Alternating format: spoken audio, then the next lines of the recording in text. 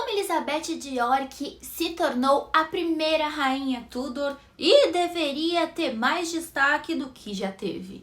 Oi, eu sou Steph e hoje vamos ver como a garota que ficou conhecida como a Princesa Branca sobreviveu onde tantos outros não conseguiram e como, contra todas as probabilidades, ela se tornou a primeira rainha Tudor da Inglaterra. Elizabeth de York é uma verdadeira peça única da história da Inglaterra. Ela foi filha, irmã, sobrinha, esposa, mãe e, por todos os lados, uma figura crucial na linha dos reis. Para completar, se as regras fossem diferentes naquela época e mulheres pudessem governar, ela com certeza teria sido a Rainha Elizabeth I. Nascida durante o caos da Guerra das Duas Rosas, ela enfrentou praticamente de tudo: perigo, escândalo, amor, mistério, traição e tragédia. E tudo isso antes dos seus 20 anos. E para fechar com chave de ouro, ela se casou com o inimigo. Ela veio ao mundo em 11 de fevereiro de 1466 e foi a filha mais velha do rei Eduardo IV e de Elizabeth Woodville. É claro, todo mundo queria um menino, afinal meninos assumiam o trono, certo? Só que nasceu Elizabeth, o que talvez tenha sido uma decepção para alguns. Mas o interessante é que essa dinastia York, da qual ela fazia parte, era apenas um ramo da família Plantageneta, que governava a Inglaterra há séculos, mas estava super dividida. E essa divisão acabou gerando a famosa Guerra das Duas Rosas entre York e Lancaster, que acabou definindo toda a vida de Elizabeth. Para entender a história dela, a gente precisa voltar no tempo até Eduardo III, o rei que teve 5 filhos que sobreviveram. Mas quando ele morreu em 1377, seu filho mais velho, Eduardo, o príncipe de Gales, o príncipe negro, já havia falecido. O trono então foi para o filho do príncipe que virou Ricardo II. O problema é que ele não tinha filhos. Então o herdeiro dele seria Edmundo, conde de Marche, que descendia do segundo filho de Eduardo, Lionel. Só que em 1399 o Ricardo II foi deposto pelo primo Henrique Bolingbroke, que era filho do terceiro filho de Eduardo III, João de Gaunt. Ele virou Henrique IV e logo depois o Ricardo II morreu, provavelmente assassinado. Uma verdadeira novela medieval, né? Parece um pouco confuso, mas você pode ver aqui do ladinho a árvore genealógica que você vai entender um pouquinho melhor. Juro juradinho, de dedinho, que eu vou fazer um vídeo sobre a Guerra das Duas Rosas em breve. Aí você pode entender melhor.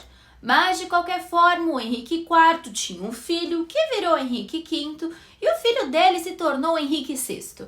Em 1422, ainda bebê, só com 9 meses. Aí entra a confusão do direito ao trono. Henrique VI vinha da linhagem menos forte dos Plantagenetas, porque o seu avô, como eu já disse, vinha do terceiro filho de Eduardo III. Já os descendentes do segundo filho, Lionel, tinham um direito de sangue mais forte. E quem representava essa linhagem era o Ricardo, duque de York, que vinha de uma mistura dos descendentes de Lionel e de outro filho de Eduardo III, Edmundo, o duque de York. Então, nessa disputa surgiram os dois lados, os lancastrianos, que são os descendentes de João de Gaunt, o duque de Lancaster, e os York, que vêm de Lionel e Edmundo. A famosa Guerra das Duas Rosas se chama assim porque a casa de Lancaster usava a rosa vermelha como símbolo e a casa de York a rosa branca. Elizabeth de York, por exemplo, é chamada de Princesa Branca por causa dessa rosa. Agora, por que a posição da família de Elizabeth no trono era tão complicada? A gente vai ter que voltar no tempo de novo. Lá em 1460, o Henrique VI, o rei lancastriano, estava casado com Margaret de Anjou e eles tinham um filho, Eduardo de Gales. Mas o tal Ricardo, duque de York, o avô da Elizabeth, tinha um direito mais forte ao trono. E além disso, o Henrique VI sofria de problemas mentais. Durante um dos seus colapsos nervosos, o Duque de York assumiu como Lorde Protetor do reino e, se sentindo mais confiante, resolveu que o trono deveria ser dele. Embora ele não tenha conseguido destronar o Henrique VI de cara, ele fez o parlamento aprovar um acordo em 1460. Quando o rei morresse, a coroa passaria para o Ricardo de York e seus descendentes, em vez do filho de Henrique. A Margaret de Anjou, a esposa do Henrique VI, claro, não aceitou isso numa boa. Ela conseguiu apoio e partiu para a luta, resultando em várias batalhas. Na Batalha de Wakefield, em 30 de dezembro de 1460, o Ricardo de York foi morto e o seu filho, Eduardo, assumiu o comando da Casa de York. Em pouquíssimo tempo, ele derrotou a Margaret, prendeu Henrique VI e foi coroado Eduardo IV. Margaret e o filho dela fugiram para a França, enquanto o Henrique VI foi preso na Torre de Londres. E aí que entra a Elizabeth de York. O casamento dos pais dela foi muito chocante para a época, já que Eduardo IV se casou secretamente com Elizabeth Woodville, uma viúva, ao invés de se aliar a uma princesa estrangeira. Deu muito o que falar. A Elizabeth Woodville não era a típica esposa de rei. Primeiro, ela era mais velha que Eduardo IV, já tinha 2 filhos, não vinha de família nobre e importante por parte de pai, apesar da sua mãe ser uma nobre europeia e viúva de um duque. E para piorar, ela era da casa rival, os Lancaster. Quando o casamento deles foi anunciado em setembro de 1464, a nobreza e a família de Eduardo ficaram chocadas. Isso também complicou a relação do Eduardo com o irmão George, Duque de Clarence, e com seu primo poderoso, o Richard Neville, o Conde de Warwick, o famoso fazedor de reis. Mas essa história vai ficar para mais tarde. Agora vamos focar na filha deles, a pequena princesa Elizabeth. Ela foi a primeira filha, nasceu em Londres e foi batizada na abadia de Westminster. Suas madrinhas foram suas avós, as duquesas de York e Bedford, e um dos padrinhos era o seu primo, o fazedor de reis, o conde de Warwick. Mesmo sendo menina, ela era a herdeira do trono até 1470, já que então seus pais só tiveram mais 2 filhas. Maria em 1467 e Cecília em 1469. A gente não sabe muito sobre a infância da Elizabeth, mas a gente sabe que, como era comum, ela foi enviada para viver no Palácio de Placentia sob os cuidados de Lady Berners. Ela ainda via seus pais de vez em quando. Por exemplo, no verão de 1469, Elizabeth, sua mãe e sua irmã Maria viajaram para Foringhay para encontrar o rei. No entanto, logo depois as coisas começaram a desmoronar. O Eduardo IV foi para o norte da Inglaterra para enfrentar uma rebelião liderada pelo seu irmão George e o Lord Warwick, que havia casado a sua filha Isabel com o George, contrariando o desejo de Eduardo.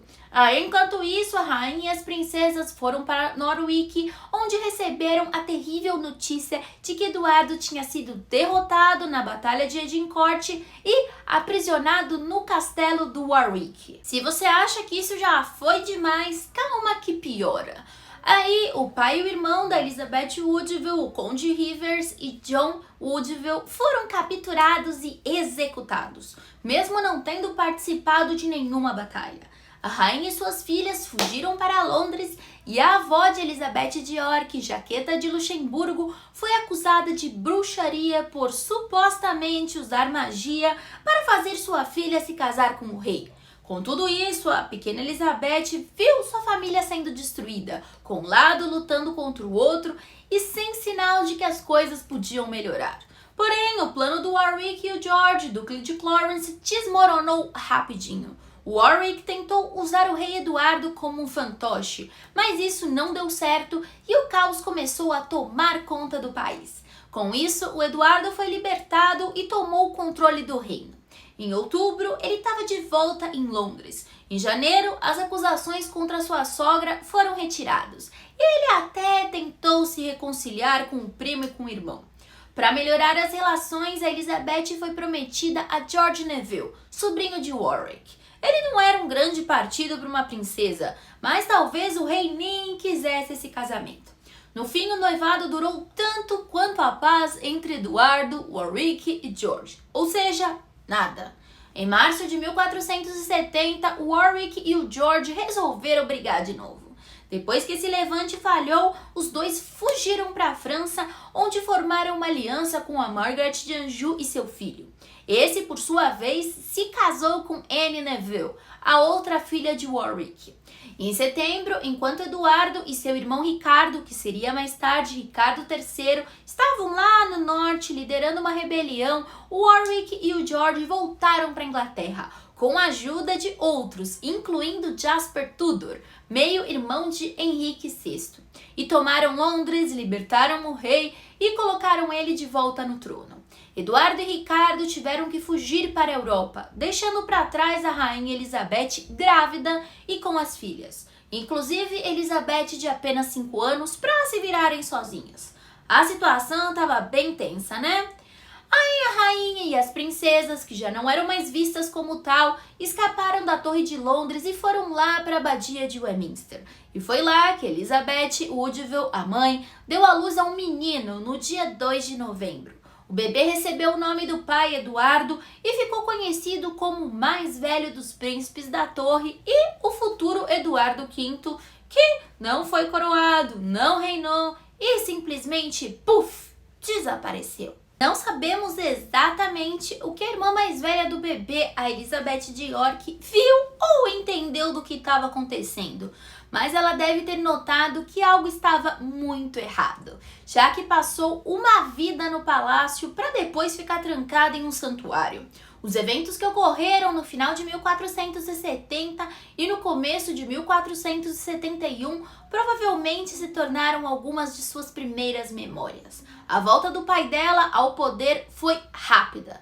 Eduardo IV retornou à Inglaterra com um exército e George, Duque de Clarence, decidiu apoiar o seu irmão novamente. Lord Warwick foi derrotado e morreu na Batalha de Barnet em 14 de abril. O príncipe de Gales, da família Lancaster, o Eduardo de Westminster, que tinha acabado de voltar com a sua mãe e sua nova esposa, também foi morto na Batalha de Shrewsbury no dia 4 de maio. A Margaret de Anjou foi capturada e o fraco Henrique VI morreu em 21 de maio, provavelmente assassinado. Assim, o Eduardo IV ficou seguro no trono e o futuro da sua filha estava garantido, pelo menos por enquanto.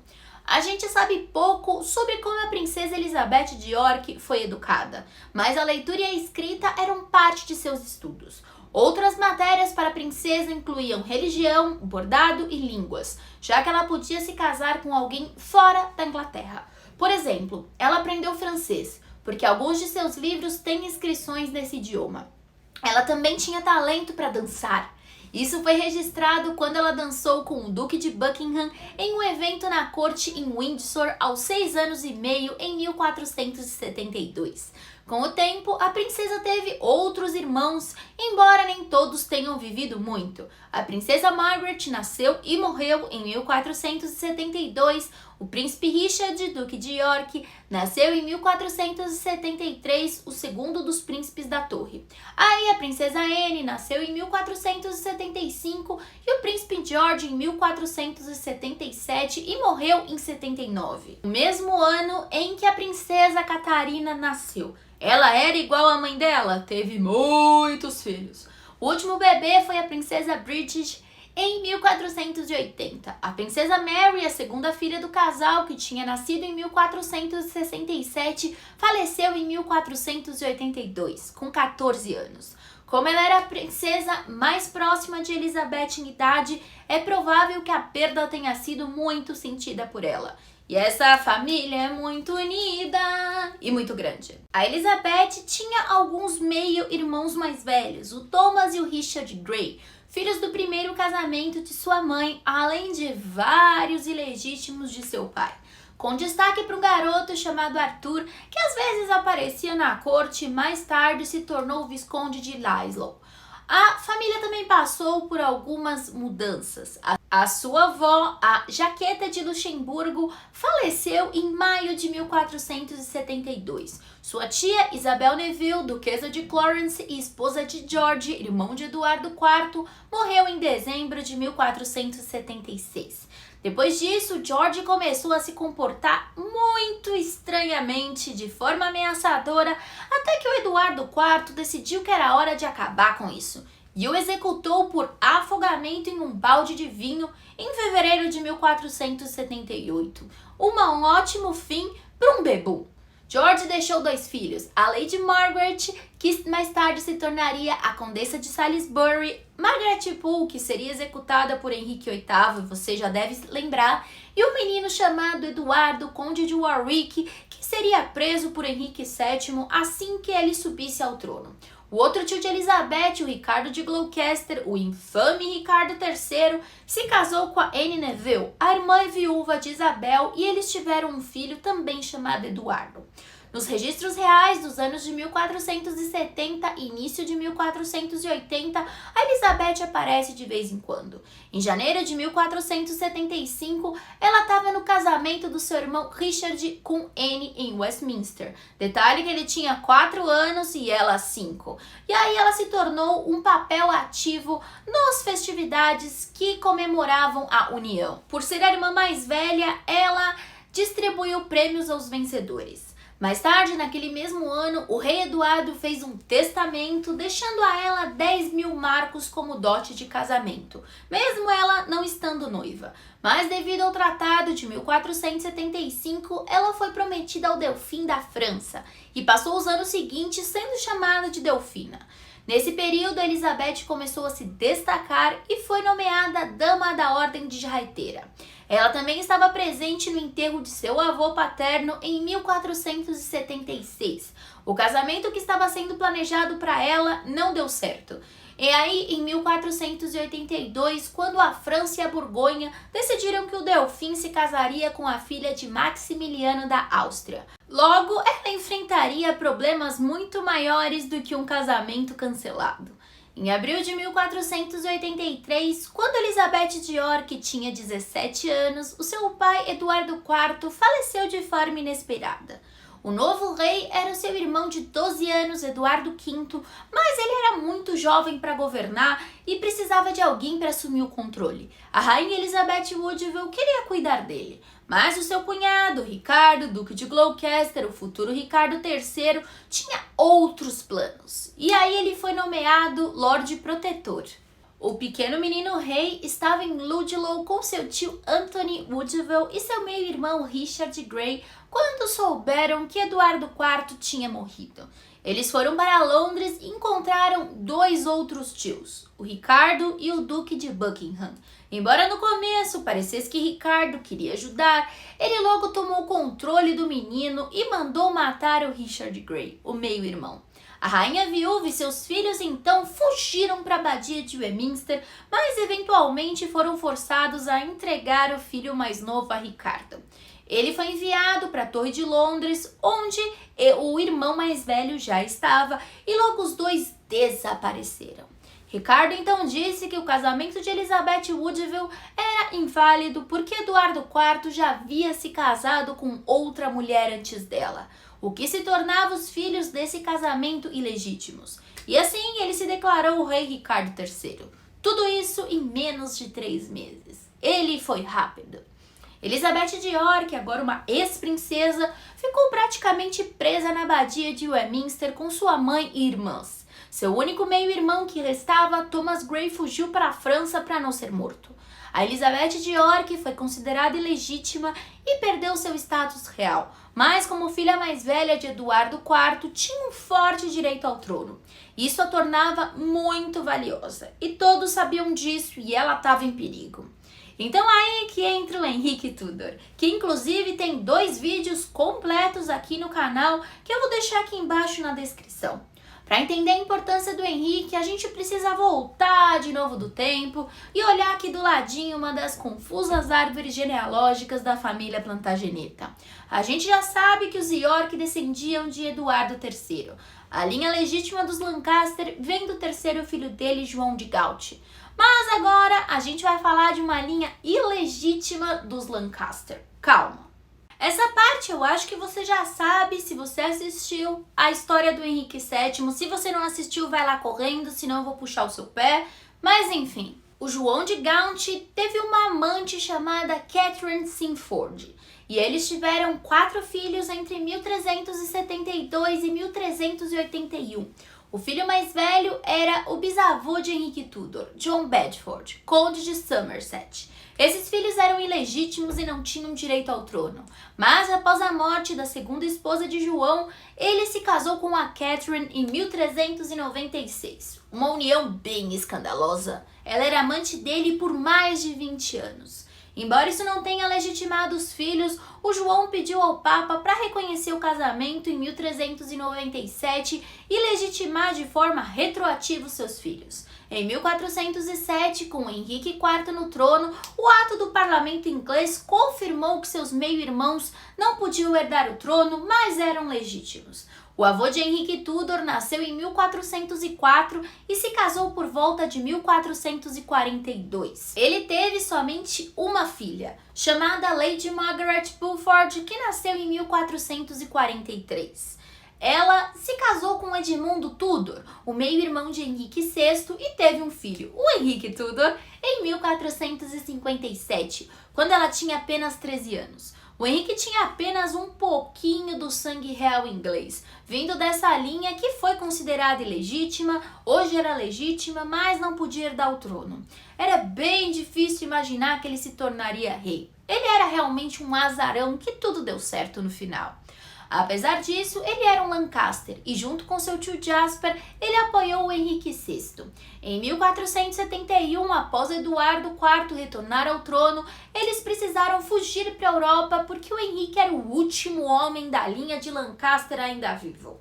Nos anos seguintes, a sua mãe Margaret tentou se aproximar da família de York, um pouquinho com a esperança de que Henrique voltasse à Inglaterra como Conde de Richmond, título que ele perdeu quando era criança e tinha sido dado ao irmão de Eduardo IV.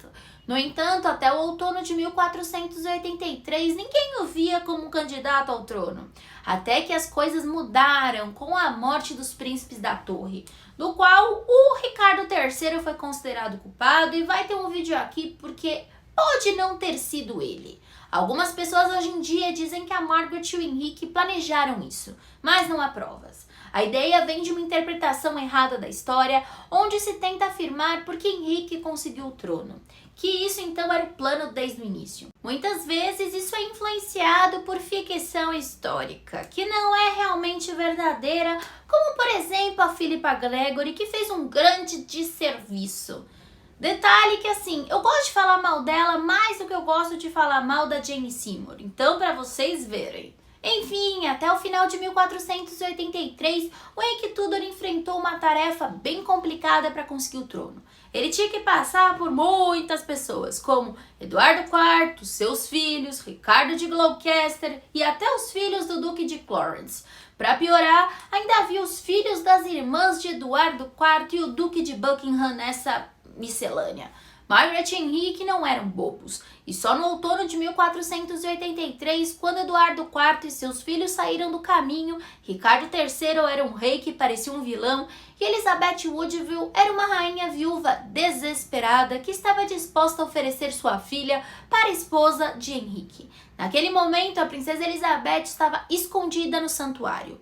Havia boatos que ela e suas irmãs seriam levadas para um lugar seguro. Então seu tio Ricardo decidiu colocar guardas ao redor da abadia para que elas não saíssem. A mãe delas, que provavelmente não acreditava que seus filhos estavam vivos, se juntou a Lady Margaret Beaufort e as duas começaram a planejar algo que ajudaria elas e seus filhos. A ideia era que Henrique invadisse a Inglaterra com o exército francês, tomasse o trono e se casasse com a princesa Elizabeth. Outras pessoas envolvidas no plano eram o médico das duas, Lewis Carleon, e o último filho de Elizabeth, vivo do primeiro casamento, Thomas Grey, junto com seus irmãos Richard, Edward e Lionel Woodville. Uma surpresa foi o Duque de Buckingham se juntando ao plano. Até hoje ninguém entende porque ele virou as costas para o rei Ricardo, a quem ele era leal, para ajudar o Henrique Tudor. Talvez ele achasse que o Henrique acabaria ganhando o trono de alguma forma. A função dele era levantar um exército na Inglaterra que se juntaria ao exército francês liderado por Henrique. Porém, tudo deu errado.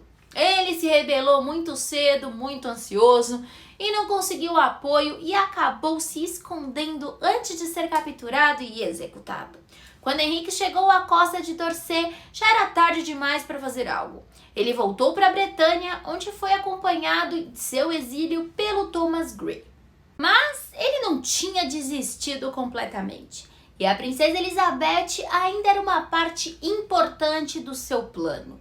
No dia de Natal, na Catedral de Rennes, Henrique Tudor fez um voto de se casar com Elizabeth de York se ele se tornasse rei da Inglaterra. Não importava o que dissessem sobre a legitimidade dela. Era claro que ela era uma peça-chave, gostando ou não. Seu tio, o rei Ricardo III, precisava garantir que ela estivesse sobre as asas dele. Aí, em março de 1484, um acordo foi feito entre Ricardo e sua ex-cunhada, que agora ele chamava de Dame Elizabeth Grey, seu nome de casada com o marido anterior a Eduardo IV. Detalhe que eu falei acordo porque eu sou legal, mas a crônica de Crayland diz que Elizabeth Woodville foi ameaçada. E é verdade que ela foi despojada de suas terras reais, ficando praticamente sem renda e com poucas opções. As princesas que estavam presas deveriam sair do santuário e ir para lugares respeitáveis com boa reputação. O Ricardo prometeu que elas seriam bem cuidadas e não sofreriam danos. Na verdade, ele teve até que fazer um juramento público em cima das relíquias sagradas que elas não seriam colocadas na Torre de Londres, como aconteceu com seus irmãos. Ele também prometeu arranjar bons casamentos para elas. Com esse acordo, a Elizabeth agora, com 18 anos, estava um pouquinho mais livre e voltou à corte, onde sua posição começou a melhorar. Seu primo Eduardo de Middleham, único filho do rei Ricardo e sua esposa Anne Neville, morreu em abril de 1484 e ficou claro que eles não teriam mais filhos. Ricardo nomeou seu sobrinho John de la Pole, conde de Lincoln, como o seu novo herdeiro. Mas se as filhas de Eduardo IV fossem consideradas legítimas, elas teriam melhor reivindicação ao trono. E como a mais velha, Elizabeth era a principal candidata. Se ela fosse homem, isso podia ter causado a sua morte. Mas como mulher, numa época em que os direitos femininos não eram reconhecidos em nada, ela se tornou uma noiva valiosa, pois seus filhos herdariam todas as suas reivindicações. Então, ela foi bem tratada na corte e usou roupas parecidas com as da rainha nas festividades do Natal de 1484. Alguns achavam que isso era uma forma de ofuscar a rainha Anne e ameaçar sua posição, enquanto outros, como a biógrafa Amy License, disseram que poderia ser um ato de solidariedade e amizade com a tia. Porém, a relação das duas não durou muito. A Anne Neville morreu em 16 de março de 1485 em Westminster. Embora tenha havido rumores que o Ricardo podia se casar com Elizabeth, e ele até pode ter considerado essa ideia, no final ele negou publicamente. Esse tipo de incesto não era comum, pelo menos na família real inglesa. A Elizabeth de York, durante o inverno de 1484, tem um papel confuso na história. Os historiadores têm opiniões bem diferentes sobre o que ela realmente sentia. Alguns dizem que ela estava apaixonada pelo seu tio Ricardo e queria ser sua rainha. Outros afirmam que ela estava horrorizada com o homem que provavelmente matou seus irmãos e a declarou ilegítima. Ela, inclusive, podia estar fazendo espionagem para sua mãe e Lady Margaret Beaufort. Uma carta que ela escreveu em fevereiro de 1485, ela supostamente falava sobre querer se casar com Ricardo e esperava que a rainha morresse logo. Na verdade, essa carta não diz isso e a gente nem sabe se essa carta realmente existe. Tem historiadores que acreditam que Ricardo também nunca teve a intenção de se casar com Elizabeth. Eu acredito nisso, já que ele estava negociando com os espanhóis a formação de uma aliança, pensando-se em se casar com Joana de Castela, a que seria Joana Louca. O que a gente tem é uma transcrição fragmentada do século XVII e a gente não consegue confirmar se é legítima ou o que dizia. Então não acredite no seriado White Princess, que eu também tenho que fazer um vídeo dos erros. Olha eu, cheia de promessas, Enfim, ninguém sabe ao certo o que Elizabeth pensava sobre os rumores de um possível casamento com seu tio ou mesmo o que achava dele. Além disso, tinha uma proposta de casamento para ela em 1485 com o futuro rei de Portugal, Manuel I. Mas também não deu certo. Logo, Elizabeth foi enviada para norte, para Sheriff Hampton, junto com suas irmãs e primos, Edward, conde de Warwick, e John, conde de Lincoln. Independentemente do que ela pensava sobre seu tio, isso não importou por muito tempo, porque ela nunca mais veria o homem que tomou o trono de seu irmão. A Guerra das Rosas estava prestes a chegar ao fim de maneira dramática. Henrique Tudor, que era considerado o azarão da família, e eu acho que por toda a dinastia inglesa, porque as probabilidades eram mínimas, desembarcou em Milford Haven no dia 7 de agosto de 1485. Após marchar pelo país de Gales e entrar na Inglaterra, ele enfrentou e derrotou Ricardo na Batalha de Bosworth, em 22 de agosto. Ricardo foi morto, seu corpo foi exposto por vários dias antes de ser enterrado em um local simples. Inclusive, acharam o corpo do Ricardo III recentemente e lhe deram um funeral digno de um rei. Mas isso eu também conto em outro vídeo. Após a batalha, o Henrique foi coroado rapidamente no campo de batalha usando a coroa de Ricardo e se tornou o rei Henrique VII. Esse momento era muito importante não só para ele, mas também para Elizabeth de York, porque ele tinha prometido se casar com ela. Mas o casamento demorou um pouco para ser organizado, tá parecendo meu. Henrique precisava consolidar seu governo, ser coroado de forma adequada, o que aconteceu em 30 de outubro, limpar o nome da Elizabeth e de seus irmãos no rótulo de ilegítimos pelo parlamento, o que aconteceu em novembro, e ainda conseguir autorização do Papa para se casar com uma parente. Enquanto isso, Elizabeth foi morar com a mãe de Henrique, Lady Margaret Beaufort, e eles provavelmente se encontraram no outono. Mas a gente não tem registros exatos disso. A ideia do casamento era muito bem vista, e o parlamento pressionou Henrique a se casar em dezembro para garantir que a linhagem Tudor começasse. Apesar de eu achar que o Henrique conquistou o trono pela força e não precisava de Elizabeth para mantê-lo, é inegável que ela era a escolha favorita entre os ingleses e a mais sensata no ponto de vista político. Ele não podia simplesmente se casar com uma qualquer e criar uma nova linha de pretendentes ao trono.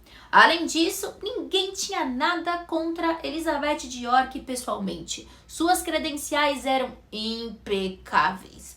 Elizabeth era bem educada e, de acordo com retratos feitos depois, ela era bonita em uma época que a aparência era muito importante. Era talvez mais importante que hoje em dia. E isso é impressionante, já que a gente vive em um mundo tão obcecado pela beleza. Ela era filha de uma mãe famosa por sua beleza e por um pai que também era bonito. Então ela herdou esses genes. Ela tinha cabelo loiro e pele clara, muito valorizados naquela época.